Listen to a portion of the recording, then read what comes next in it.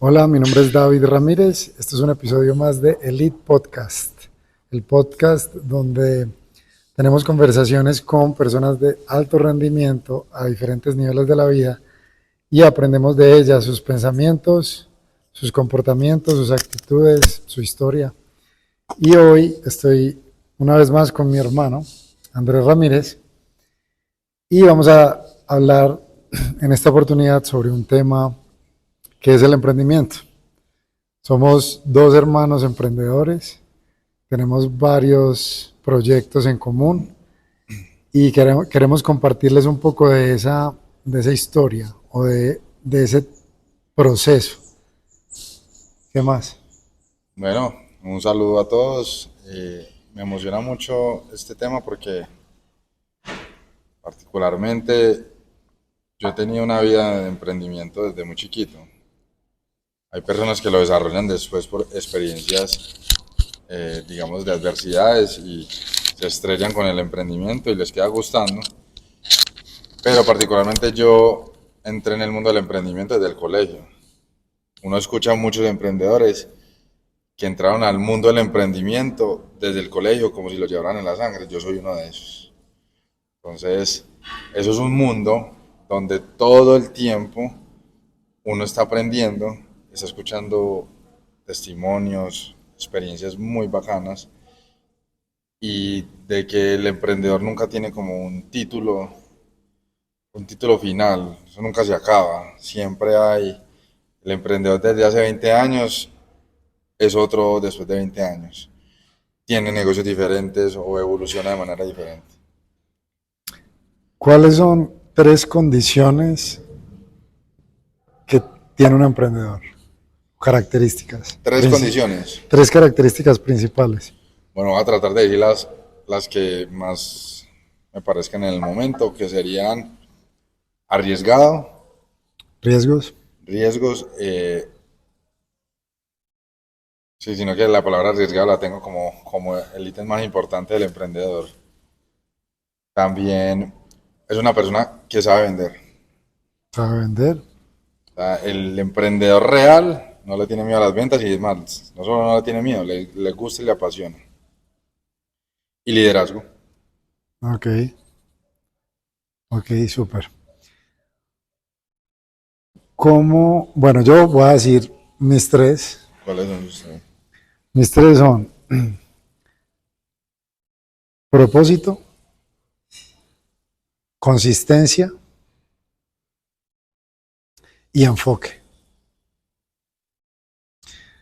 Si una persona, un emprendedor, está jugando el juego a través de su propósito, es más fácil jugar el juego, es más fácil ser consistente, es más fácil decirle a alguien, por ejemplo, lo que tú estabas diciendo, decirle a alguien que toda la vida haya dicho que no le gustan las ventas o que se siente aparte de eso, como de ese mundo de poder aceptar ser un vendedor o un asesor o algo así, mmm, si está relacionado con su propósito, va, va a ser más fluido y va a ser armónico esa relación y esa consecución de lo que tú estás diciendo de las ventas.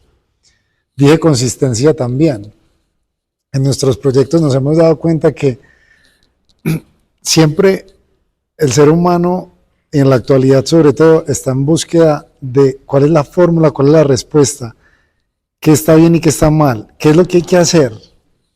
Y muchas veces esos emprendedores o esas personas ya están haciendo lo que deben hacer, ¿Mm? pero la consistencia es el punto. O sea, las personas hacen algo y medio verificando si está bien o no, no dejan que la consistencia, sostenerlo en el tiempo, atraviese una estrategia, un comportamiento, un hábito, un, una política en su emprendimiento, bueno, lo que sea. Entonces, la consistencia es ese otro punto que me parece muy valioso y muy determinante. Ahí yo intervengo en ese, donde tiene que ver mucho con una de las características que yo dije que es las ventas. Y normalmente no sostienen o no son consistentes con lo que hacen porque no son capaces de soportar el rechazo. Entonces, normalmente, cuando alguien comienza un emprendimiento, comienza, como todos lo hacemos, desde lo positivo. La característica negativa la hacen en un margen muy bajito. La tienen, pero en el inconsciente siempre está como que no va a pasar. Es decir, una quiebra o cualquier cosa que pase en el negocio. O un rechazo. O un rechazo. Entonces, cuando pasa algo negativo, a lo que no están preparados, abandonan. Entonces no hay consistencia. Pero las ventas, yo creo que un emprendedor y un empresario, y lo va a sostener todos, es que hay que saber vender. Hay que pasar por la experiencia. Hace poquito escuché a un empresario muy exitoso, decía que cuando le pedían recomendaciones, le decía, antes de usted montar un negocio, vaya a venda puerta a puerta, por un año. Y ahí usted va a soportar, mejor dicho, va a crecer tanto que va a tener una base sólida de que ya no le va a doler unas cosas en los negocios que ya pasan, que es el rechazo, que no le abran la puerta, que lo insulten, que le echen un balde de agua, porque él fue un vendedor de libros puerta a puerta. Entonces él decía, eso fue lo que me hizo en realidad, ser consistente y aprovechar todo ese conocimiento y toda, digamos, esa fortaleza que le genera en las ventas. Ya después viene que las ventas tienen unas habilidades de negociar y otro tipo de habilidades, pero la primera es la resistencia al rechazo. Eso es muy interesante porque tú sabes que en el discurso que yo tengo sobre el salvaje y sobre ese tema biológico del comportamiento, también también concluí que ese miedo al rechazo, o en inglés también se le dice como public exposure, ese miedo también es biológico. Ese miedo es biológico porque como especie biológica, hace miles de años, si estábamos en una tribu, cada individuo no podía exponer una debilidad, porque esa debilidad hacía que pudiera morir toda la tribu. ¿Sí me va a entender?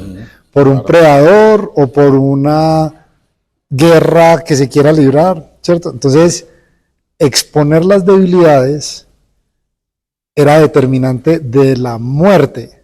Entonces, si el individuo se considera la fuente de la debilidad por las que yo voy a morir y toda la tribu va a morir, entonces yo no quiero exponerme. Claro.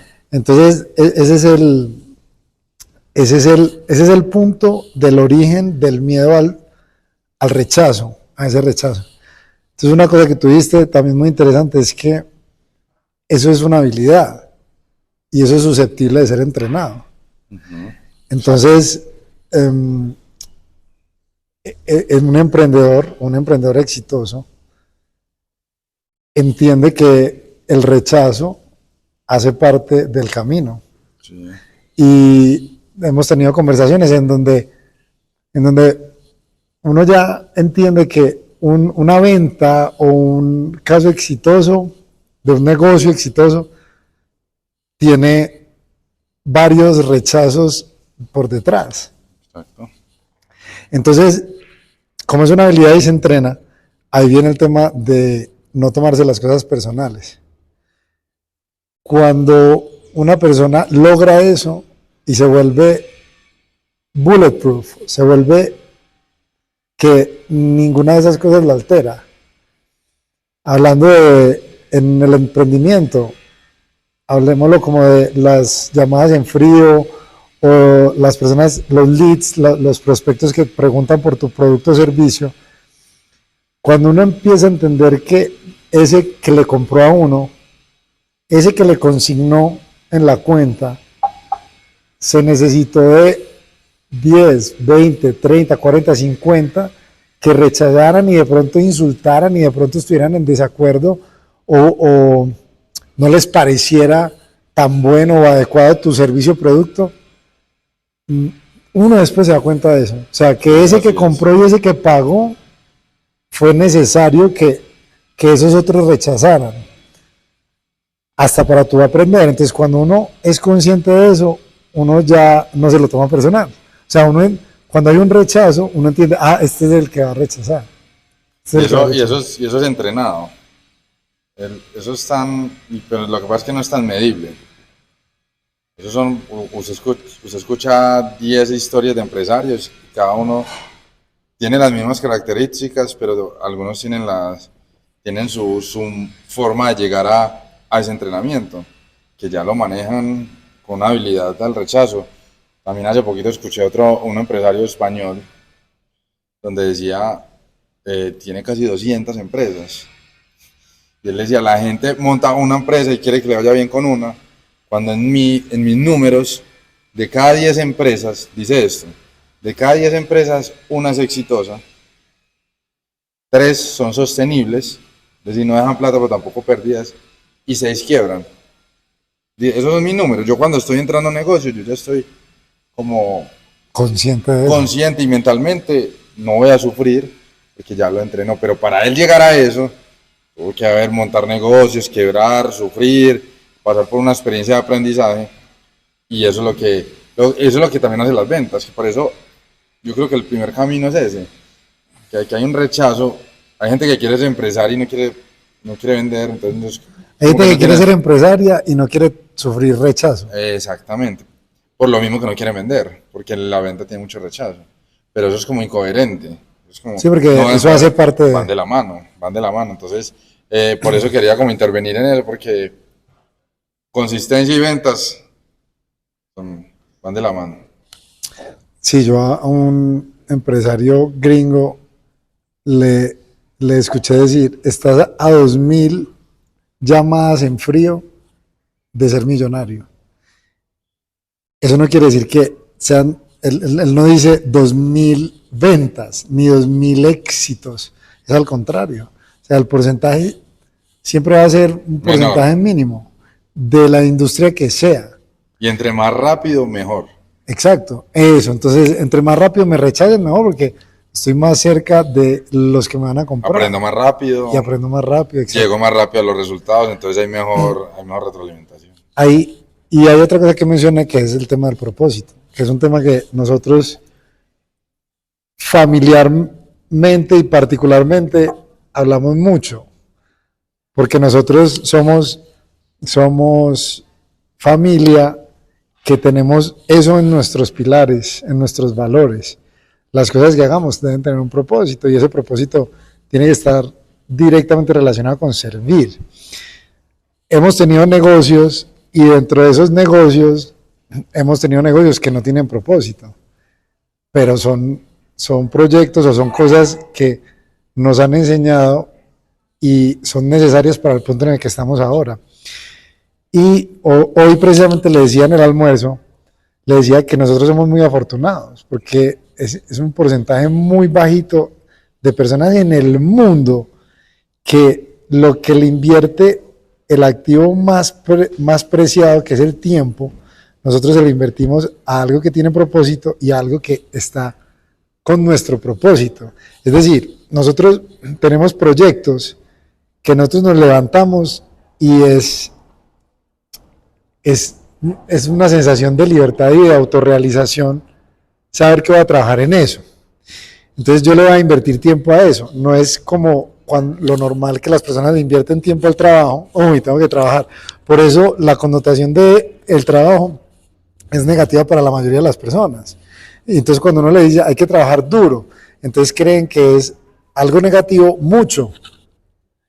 Y nosotros entendemos que a través del propósito de nuestros proyectos y de nosotros cambia la perspectiva. Por ejemplo, eso que tú dices, hay que aprender a vender. Si yo estoy trabajando en algo que está muy alejado de mi propósito, yo genero más resistencia. Pero si está vinculado con mi propósito, entonces yo encuentro ese enlace entre mi propósito y las cosas que por otra razón yo no haría, y si las haría. Como hay que aprender sobre mercadeo, entonces para mi propósito sí aprendo, para otra cosa no lo haría, o es más difícil. O digamos que uno sufriría un poco, porque cuando uno entiende el mundo del emprendimiento y el de ser empresario, es que cuando uno hace las cosas, y eso es un discurso mío, en el tema de la salud, relaciones, espiritualidad, todo, es que todo tiene que tener sentido. Si para mí mejorar esas habilidades mejoran para mi propósito, pues tiene sentido, entonces yo lo disfruto. Pero cuando no tiene sentido, pues ¿para qué lo hago? ¿Por qué lo hago? Y entonces es donde llega como el vacío, donde no me gusta. Pero si para mí tiene sentido mejorar esas habilidades, porque me va a llevar del punto A al punto B que a mí me gusta, pues entonces lo disfruto. Yo pienso una cosa al respecto y es el tema de ser creador, de que cada ser humano tiene la capacidad de ser creador. De hecho, yo tengo un discurso que es que en la Biblia dice, Dios nos hizo a imagen y semejanza, y Dios es creador. Entonces nos hizo creadores, porque somos dioses, de alguna forma. Eso es mucho más complejo, pues, pero lo traigo a esto es porque en el proceso creativo hay una cosa que nosotros hablamos mucho que es el flow state. También le llaman la zona, entrar en la zona. Y es cuando una persona en lo que está haciendo, sea un artista, sea un cantante, sea un rapero, sea un deportista, sea alguien hablándole a una cámara, un actor, lo que sea, cuando esa persona está en flow state, su capacidad creativa, o sea, de crear, es gigantesca y es, digamos que perfecta, es imbatible y es como lo mejor que puede hacer esa persona. Y en ese flow state no hay tiempo. No hay tiempo, es que cuando una persona entra ahí, no está preocupado cuánto tiempo ha pasado, no sabe qué hora es. ¿Qué voy a hacer después? Sí, está en el momento presente. Entonces ese es un criterio y una forma para identificar que estás en flow state, y es muchísimo más fácil entrar en flow state cuando estás haciendo algo que te apasiona y que está alineado con tu propósito. Eso aplica para todos los emprendimientos. Por eso es que las conversaciones de amigos o de socios, que son cuando son así de plata con plata y cuáles son las utilidades y el rendimiento, y eso, como esos números, no estoy diciendo que los números pierdan valor, de hecho lo tienen, pero es una conversación diferente. Sí, así es una conversación del impacto y del propósito de lo que estoy haciendo. Por ejemplo, si yo entro en ese flow state, en ese estado creativo, y en mi propósito, en ese emprendimiento, literalmente no sé cuánto tiempo ha pasado y estaba trabajando. Entonces el trabajo ya adquiere una connotación muy positiva, ¿sí? Y es la satisfacción de que después me di cuenta que fueron 5 horas y yo no me di cuenta y estaba haciendo era mi propósito. Ese propósito sí o sí estaba teniendo alcance con muchas personas o muchos proyectos o lo que sea, y esa retroalimentación también es una muy buena retroalimentación. Que me pase eso, entonces más fácil pasa mañana. Y es un calificativo para el propósito. Hay algo que también la quiero traer a colación acá, es que primero, no todo el mundo vino a emprender. O no todo el mundo, o no todo el mundo está Déjame hacerte esa pregunta. ¿Todo el mundo tiene un propósito? Sí, todo el mundo tiene un propósito, claro. Todo el mundo tiene un propósito. Pero un propósito individual. Un propósito individual. Y muchos lo llaman aprendizaje, experiencia de vida, a los que vinieron al mundo. Pero todo el mundo vino con un propósito. Pasión. Pero la gente lo confunde con emprendimiento. Entonces yo caí en eso, de que yo pensé que todo el mundo debería emprender en algún momento de mi vida. Y eso, primero, no todo el mundo vino a emprender y no todos están en el momento de emprender. Hay personas que tienen que pasar por situaciones donde pasan por una serie de aprendizajes que no se pueden saltar y pueden ser desde el mismo empleo. Entonces la gente cree que emprender es como una mejor versión del empleo, como si fueran, como si Como, fuera un escalón. sí, como si fuera paso uno, paso dos. En realidad, primero hay gente que vino a ser empleada a la vida y a ser la mejor empleada del mundo En y algo. sirven y equilibran el universo y les apasiona y hacen parte del propósito y cumplen esa función. Pero pasa que cuando van a emprender, porque el Sistema. sistema nos ha dicho que es mejor emprender solo porque lo han escuchado, porque han visto historias de éxito, y se van a emprender, y lo peor es que se encuentran con la misma persona, con los mismos problemas. Eso es muy importante. Si nosotros salimos de un empleo porque estamos incómodos y porque estamos sufriendo y porque no queremos más esa realidad y quiero emprender por eso, están haciendo el emprendimiento desde donde no es, que es desde el sufrimiento, Desde la no, necesidad, desde la necesidad, desde la desde, escasez. desde la incomodidad, Entonces, es que mi jefe me cae mal, entonces yo quiero emprender, por ejemplo, para ser mi propio jefe. para ser mi propio jefe. Ahí está, yo creo que Malentendido. malentendido porque se ha malinterpretado el mensaje del emprendimiento. El emprendimiento es creación, el emprendimiento es todo lo que nos inspira. Y si lo que me está trayendo a emprender es una mala experiencia en el empleo o que estoy sufriendo, mi consejo sería, deja de sufrir en el mismo empleo, deja de sufrir con el mismo jefe, digamos, toma el aprendizaje que estás viviendo, asume la responsabilidad 100% y cuando ya no sufras, ahí sí toma la decisión de emprender. Porque eso es lo que te hace falta para emprender.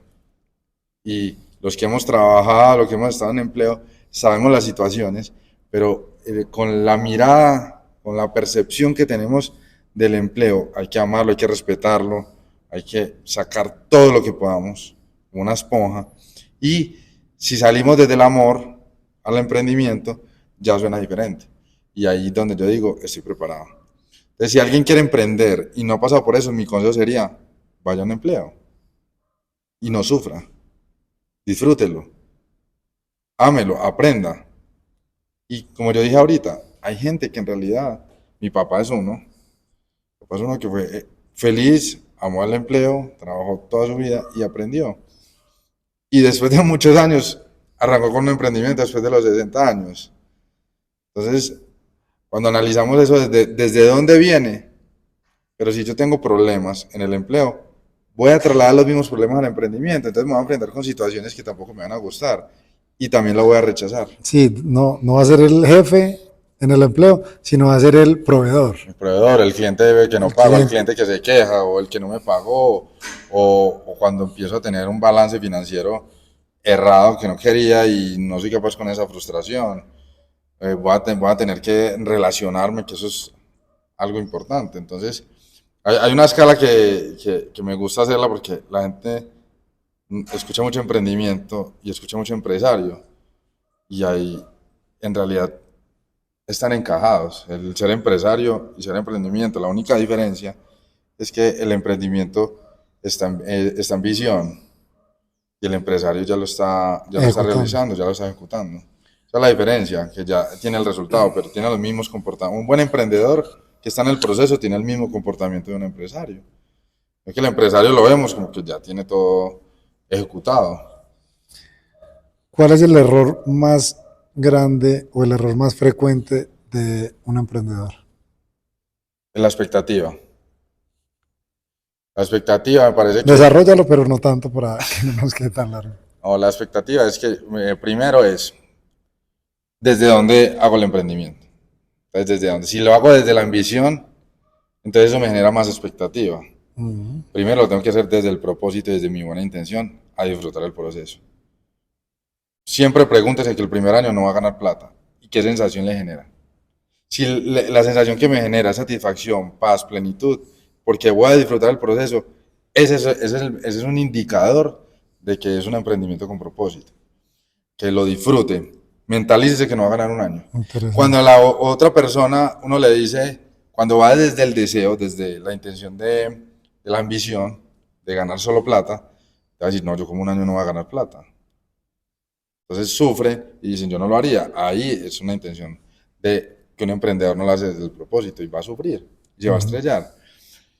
Eso es lo primero que pasa. Lo segundo es que cuando ya estamos en el proceso, estamos en una vía de aprendizajes y el error común como es la expectativa, ya estoy diciendo, mire que es un hilo conductor. Si yo lo hago desde el propósito, desde que voy a disfrutarlo y el resultado se lo entrego a la vida, yo ya no tengo expectativa, ya desde entrada estoy ganando.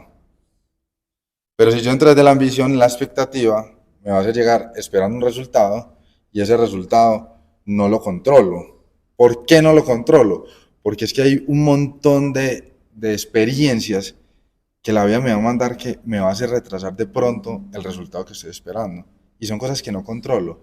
Miren, en la pandemia, alguien que haya montado un negocio en ese año, ¿cuántas veces no pasó con la expectativa de este año? Y la pandemia no la controló nadie, que generó sufrimiento. Pero cuando vas del amor, estoy seguro que se aguantó el varillazo y fue recursivo y resolutivo. Y miró cómo transformó el negocio o cómo lo puso a funcionar. Entonces, el error más grande es la expectativa, pero es porque desde dónde la hace. Y última pregunta. ¿Cuál es cuál es el consejo número uno que le darías a alguien que acaba de emprender o que está pensando en emprender? Que se entregue 100% al proceso, que lo disfrute al máximo y que se comporte como la persona que se vería ya desarrollando el proyecto con el éxito mayor. ¿Qué quiere decir eso? La gente siempre espera el resultado para comportarse como tal. Ujú. Compórtese desde ya como si ya lo tuviera. Eso se llama certeza absoluta. Y cuando uno se comporta desde ya, entre esos parámetros está, disfrútelo.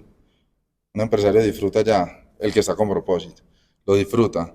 Entonces disfrútelo, tenga certeza absoluta y entréguese al proceso.